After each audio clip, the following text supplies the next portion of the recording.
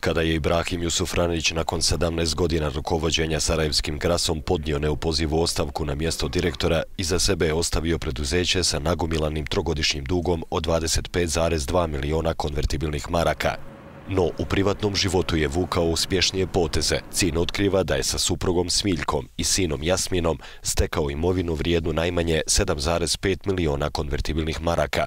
Prvo što ja i on jako dobro znamo kako se ulažu u pare i kako se s parama barata. A drugo, mi nismo rasli kuće.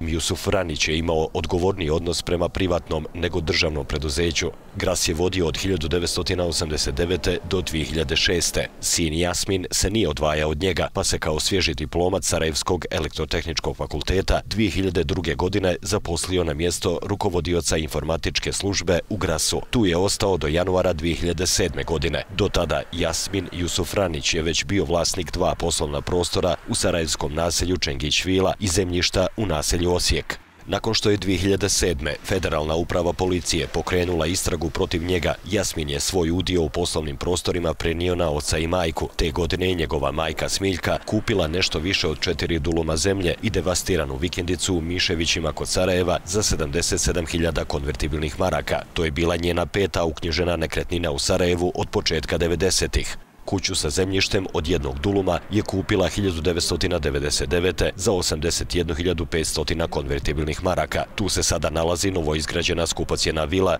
sa bazenom u kojoj žive supružnici Jusufranić. U novembru 2006. godine Ibrahim Jusufranić je osnovao Fakultet za privrednu i tehničku logistiku. 2 mjeseca kasnije sin Jasmin postaje vlasnik saobraćajnog fakulteta. Istog mjeseca šurjak Branislav Petrović registruje Ekonomski fakultet. Inače, Petrović je bio šef turističke poslovnice u Grasu za vrijeme Jusufranićevog mandata. Njih dvojicu tužilaštvo kantona Sarajevo tereti da su oštetili Gras i budžet kantona Sarajevo. Jusufranić je 2010. godine osnovao Internacionalni univerzitet Travnik, koji danas ima 7 fakulteta.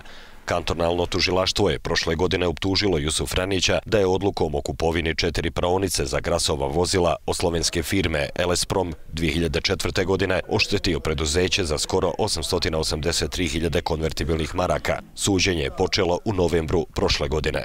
Osim ovoga, tužilaštvo kantona Sarajevo optužuje Ibrahima Jusufranića da je sa Petrovićem oštetio Gras za još 95.700 konvertibilnih maraka. Njih dvojica su tokom 2002. godine pomogli sarajevskoj podružnici njemačke firme Hellner & Mohr da pobjedi na tenderu za prodaju reklamnog prostora u vozilima Grasa.